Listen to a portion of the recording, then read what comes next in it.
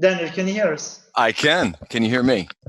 Absolutely. The only thing is that we cannot see you. Okay, let me turn on my video. And you see if you can see me. And Yes. I will switch away from the screen so people can actually see you big. And here we go. Stop. And so I'm in an undisclosed location, far away from any bugs, any viruses. I've had to climb a mountain, so can you hear me? The wind is blowing terribly. The connection is surprisingly well. But I heard it's like the warmth which kills the virus. Yes. See, I'm thinking outside the box, Edis. You know, that's conventional wisdom. No, we're. Well, you're looking very well. So thank you. I took my bath in 70% rubbing alcohol this morning, so I don't have my whole top layer of skin is gone, but I think I'm I believe in the power of alcohol. Yes. Yeah. Yes. Exterior and interior. I know that about you. That's fantastic. We'll work on that in 5 p.m. obviously. So Daniel, pleasure having you. 2 more sessions for us to go. I know you know the spiel. You know how we are processing this in the meantime because you listened in already. So there's a quick intro on you. There's a quick intro on Venza, and then up to whatever you prepared and the questions. Please again allow us. Ilaria promised to do it, but she did not. I saw that. She had a lot to share. In the end, please. Sure. Yeah. No. The show is yours. And I'll try not to be after getting. She did such a great job of pumping you up with all sorts of energy, and then bring in the guy to talk about data protection. There's nothing that can bring down a room like that. How shall I share my screen?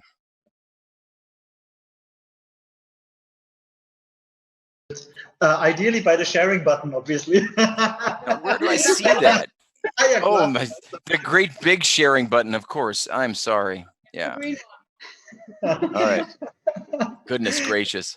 All right. Something. Yeah, we can see it. Okay. Fantastic.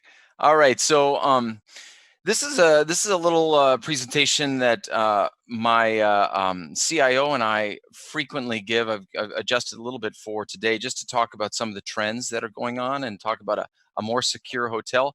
What's really crazy that occurred to me today is in the last 12 years since we founded the company, most of the time that we reference virus, it's malware, it's a data virus, but somehow the topic of virus has been supplanted to the original. It's like referencing a mouse, right? You know, it used to be a little critter, but now it's it's attached to your computer. But our focus is security, hotel security, hotel data security. A little bit about Venza. Who are we? Who is Venza? We're the data protection for hospitality. If you're seeking compliance around GDPR or the California statute, privacy regulations worldwide, or also PCI DSS. For example, we were listening very closely to PCI proxy, so very, very much related in that industry. PCI compliance being a major focus of our company.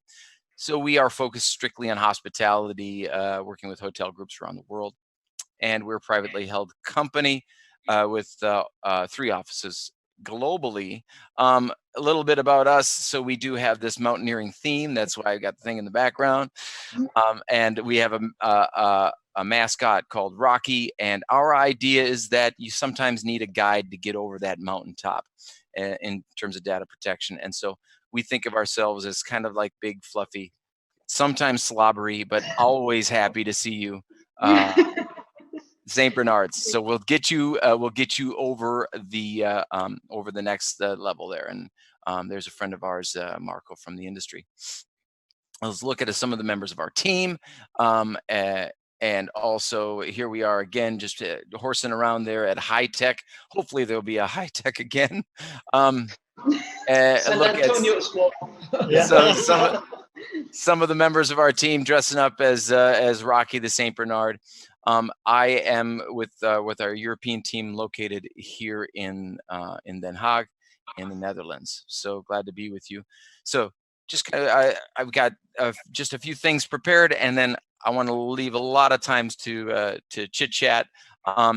Just talking about GDPR. It was the hot topic not too long ago, and everyone was concerned about it. It is still a major topic, and there's been a lot more enforcement activity around it.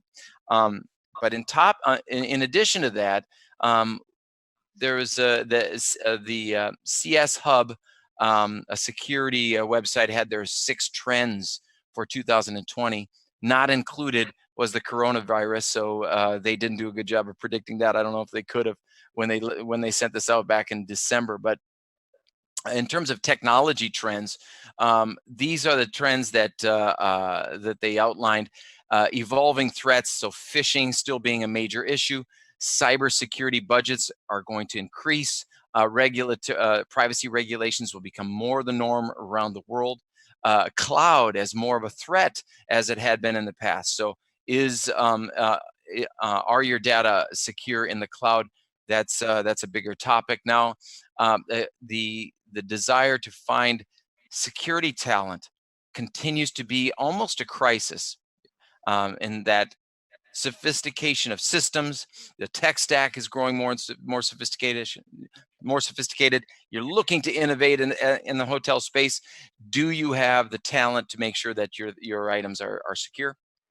And then security awareness is a top priority. We are in a people industry, making sure our people are aware. So that's something, that's not something from Venza. That is a trend, and we thought that was interesting because it's very much right in our bailiwick in terms of what we do.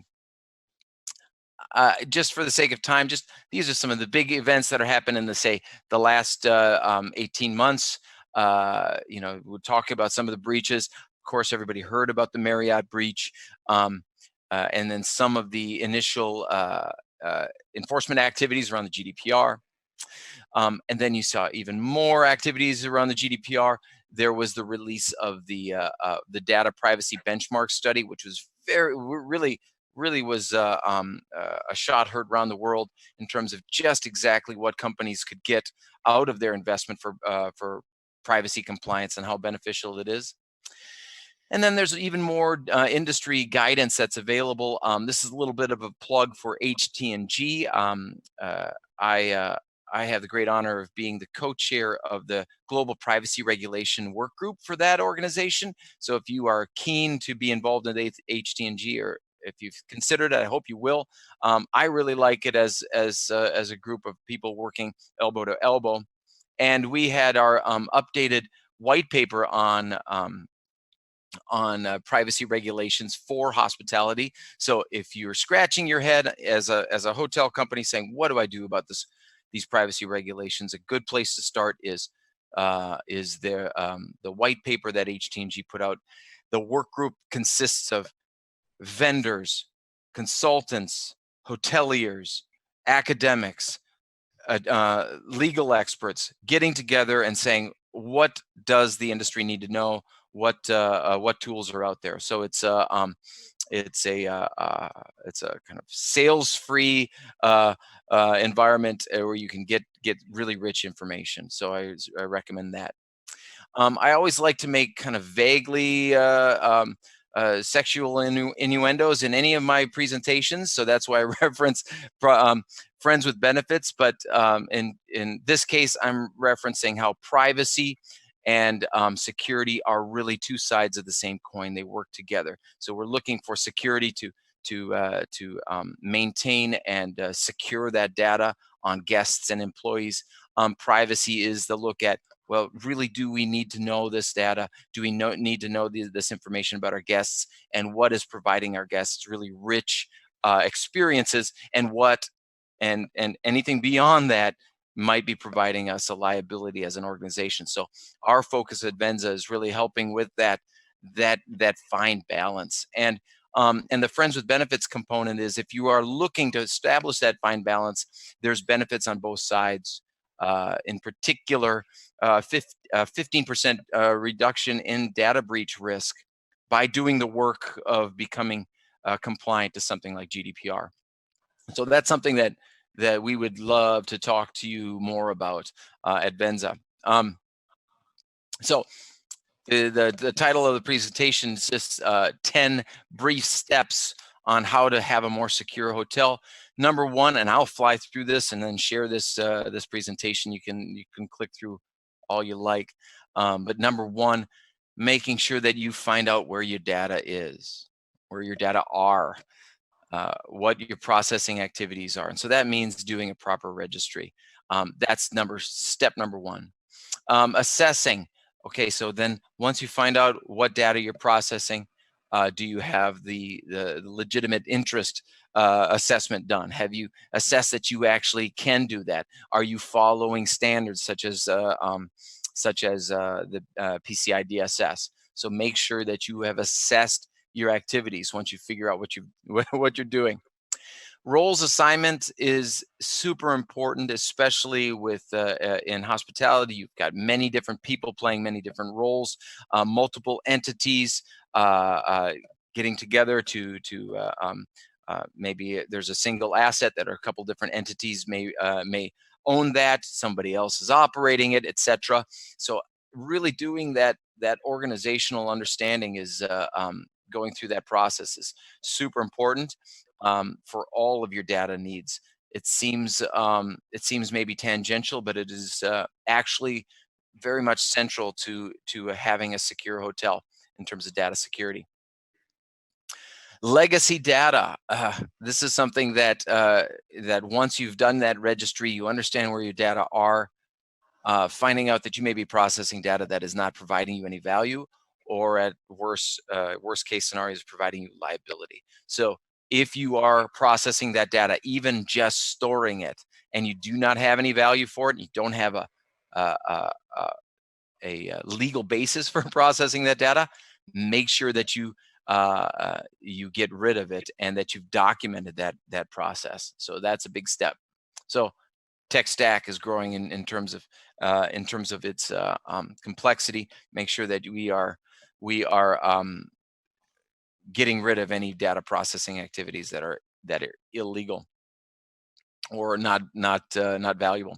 Policies assessed. This is kind of this is where things get really boring. Oh, we got to update a policy, yes, and we have to hand it out to the staff and make sure and document people. Nobody's getting excited about that. I see you dancing, Daniel. Yet nobody gets excited about that. But that stuff is so crucial because you've got to be able to demonstrate that you've done it. So nobody gets excited about that except for Daniel, because I saw you dancing. But just examples of some of the policies that you need to get help with. It's step number 6, and we can go back to these afterwards. I'll just fly through them. Step number 6 is because things are getting more and more sophisticated, have your security in the hands of a professional. Reach out to people that know what to do, and make sure you layer your security activities. So it's not just, well, we have a firewall in place, we should be good. Not equivalent. And be very, very mindful of anybody that just says, oh yes, we're compliant. I mean, the idea of being compliant in a matter of a few days just by checking off a thing and sending it away and saying, oh yeah, I hope that's good. That kind of I've got Igor from Young Frankenstein there. I mean, yes, master, 100% compliance. Be mindful of those kind of promises. So SARS, people are thinking SARS and as a virus, know that as subject action requests for a data subject, people reaching out and saying, hey, what are you using my data for? And also breach and purge procedures. So make sure that your organization has a plan in place to reach out and respond to crises or requests from the general public. Having a ham-fisted response to a data subject request, just exactly why are you using my data? Why do you need to know my birth date? Why is it important that you know my wedding anniversary, my children's names, etc., and being able to respond in line with the organization's commitment to privacy and their processing activities is going to be pretty key. So having those procedures in place. Agreements. We are a multifaceted industry. Our relationship between hoteliers and suppliers it's a symbiotic relationship, everybody working together, making sure that those agreements are up to date with the recent laws, reviewing those data processing agreements to make sure that you know who is a vendor, who is a supplier, or I should say who is a processor and who's a controller of that data. If that processor is to use that data for something beyond what is in that agreement, that'll play a very important role in any kind of potential outcome from a data breach, or if there's any kind of audit by a supervisory authority. So making sure that those agreements are really looked at really closely, and it might mean just charting it out. Where is that? Where does that data go? And you'll see a number of numbers here, but you might see where it references 1 and 2 and 3, etc. These are all data processing, data sharing agreements. When you're mapping things out, make sure that you know it just precisely where those agreements are, and you've got it all charted out. Emails. Email usage and as a processing system is troublesome. We're using it all the time. There's a lot of personal data that is found within emails, a lot of booking information found within emails, and if it's not appropriately categorized and stored, you can have a considerable liability on your hand. There's a lot of information in emails. So you take that and the risk of something like phishing, and you've got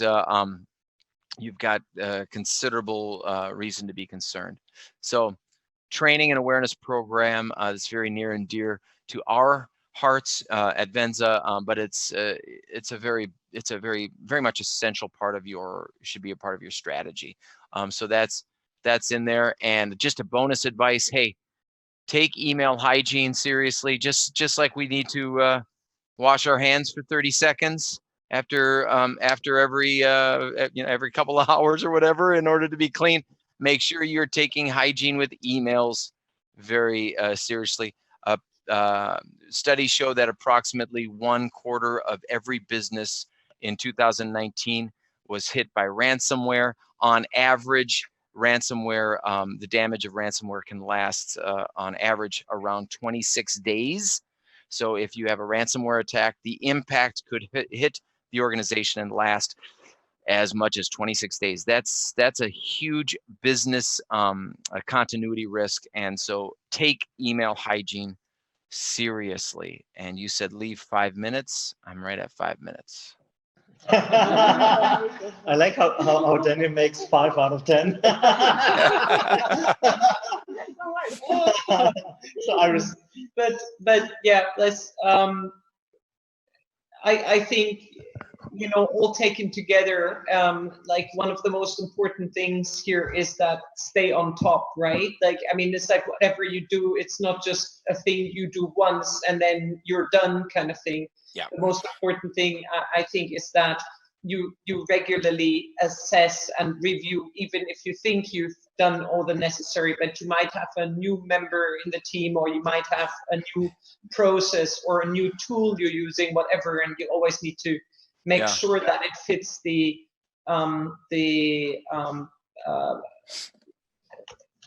your assessment and whatnot. Yeah, that's that whole. You're absolutely right. I mean, if you're looking at that tech stack and you do all of your registry, and you might think, oh, we're in good shape, but then all of a sudden you introduce a new innovation, which is great. We want to have innovation, but the idea of privacy compliance and GDPR, at the center of GDPR is that privacy by design, that notion that are we protecting privacy? Are we only processing the data that we really have to?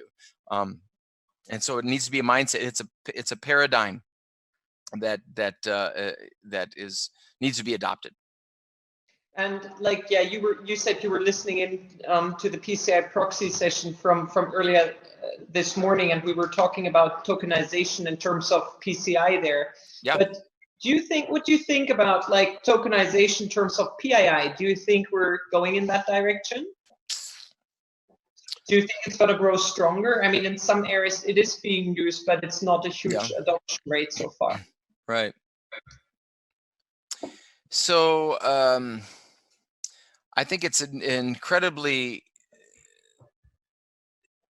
because of the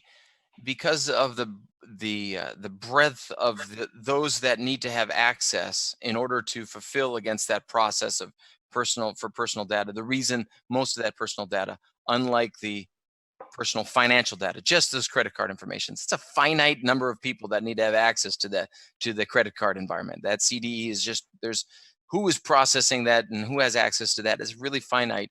And so I think it makes more sense to tokenize. I think what PCI proxy was saying with regards to tokenization, great. Reduce your scope as much as you possibly can. Hey, hoteliers, reduce. Just because we help people with PCI DSS does not mean that Venza wants it to be a complicated process. You should really do everything you can to reduce your scope. I think it's going to be a lot more challenging because of the for personal information, because of the range of people within an organization that need to have access to that, and how it comes in from so many different ways. But I don't know. I think, like, although this is the extreme, I do think that we're still arguing in a wrong way, right? Like, years ago, we would argue we really need that credit card number in the comments of the reservation. You know, there is no other way that I can do it. I need it. The same that we would argue today, or some operators argue, I really need your spouse's birthday. You know, there is no other way. I think, like, what you're talking about, like email hygiene, or even like, you know, on the data of the personal data, do we really need X, Y, Z? Yes, tokenization is taking it to the extreme, but I think we really don't need all the data we think we need. Oh, I agree 100%. There is a lot of data that you know, the mantra has been, just tell me everything about my guests. That's the only way I could possibly that I can compete. And I think that is a that is a mentality that we are going to be looking away from, because I think more and more of us as guests start to get that stinking, creepy feeling like, why do you know all this stuff about me? So I think they will respond. The successful organizations will respond with a very smart relationship and position themselves as a data steward, and not asking you more than absolutely needed. Tokenization. No, I'm joking. It could, yeah. I mean, I don't know if tokenization is great, but I think they still need to have I still think that there needs to be a reduction in overall the kind of information that they're getting, or make sure that it's absolutely aligned to a business process, and it is truly providing value to the guests and the employees. Don't forget the employees. Super important. As Daniel was starting 2 minutes late, we'll do another 2 minutes as well. Okay. Shoshana? Yeah, just one question, Daniel. At the beginning, I saw you're working with 150 plus hotel chains, right? Hotel chains obviously have a bit more resources. They can maybe map out processes and stuff like that. So you showed it in a very professional way how it is done, ideally. So what tip can you give to an individual hotel who may not have as much financial resources or know-how in the hotel to actually start it is a big process, right? Checking everything in detail.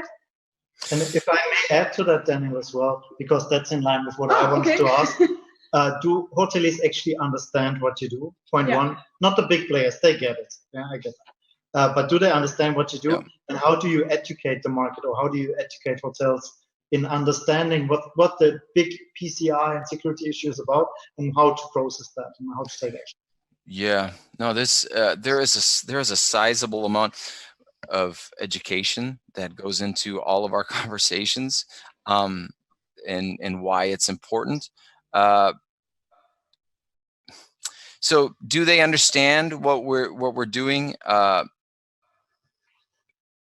I think that unfortunately, there is no shortage of all sorts of, there's stories out there, and they see it happening, the Marriott breach in Starwood, or recently MGM in the Las Vegas Strip getting hit. So understanding that breaches are bad and that they can have a negative impact can be very scary. And so they understand that aspect. Now, when we talk about like a registry and understanding where all your processes are, your business, your data processing activities, and all those systems, that is something that, in particular, CIOs, they get that. They understand that. They are terrified of rogue IT, and so we don't have to do a lot of education on that front. It is talking to their boards and and ownership and saying this is important. Our digital assets is a big valuable component. And to answer your question around the big chains, we work with independent hotels, single properties, as well as large hotel groups, flying flags of the big chains, as well as independent brands. Some people say with regards to data risk, I don't know if it's too crude of a metaphor, but it's kind of like you don't have to outrun the bear, you just have to outrun your other campers. Mm-hmm. Yeah. Well, there are some very, very small. There are some very small. I have a dark sense of humor. There are some very small methodical steps that you can make. Here I am talking, the climbing Saint Bernard up the mountain, but you don't have to do a full blown everything program and invest thousands upon thousands in order to make it a meaningful impact. There are some low hanging fruit activities, starting with starting with getting some awareness to your team, to some basic best practices, conducting some phishing simulations. These are very straightforward things, and sometimes smaller properties, it's much easier to do your mapping activity. There are some free tools available. It's not that challenging. Just burying your head in the sand is not an option. Is there some sort of formula on the market, or from you maybe, to say how much of the revenue or the profit should be invested in security? Is there some sort of benchmark? That's a great question. Yeah, I don't have that off the top. That's a great question to find out what on average, because we do reference the amount of data protection security investments have gone up. I don't have that number at the top of my head in terms of what hotel companies ought to be investing year over year. It's astonishing how small it is, though, with the impact. Yes. Yeah. Okay, we are running out of time. Just back to like the other question. No, we are 5 minutes over.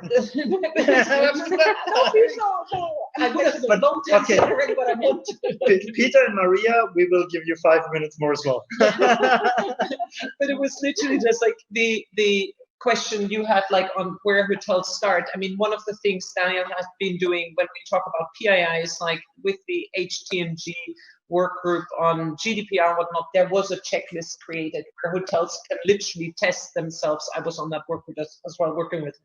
And that would be a great start to really like, well, like, do I have this? Do I have whatever? Okay, we have a final question actually coming in from Peter, who will be our next panelist. So that's fair, I guess. And you stop now. That is good. Right. So Peter, I unmuted you. Hi everybody, how are you? Hi Peter, how are you doing? Good. Let me switch that camera on. Sorry, I just didn't hear what you said then. Could you say it again? I said I just unmuted you so that you can ask your questions yourself. Yeah, certainly. So the question that I had was, obviously there's a huge push to know your customer and own your customer and to create hyper-personalized marketing. And of course, we were talking in the last panel there about the concerns around how much data do you actually need. And of course, to create a level of hyper-personalization, you actually need to know quite intimate things about your customer.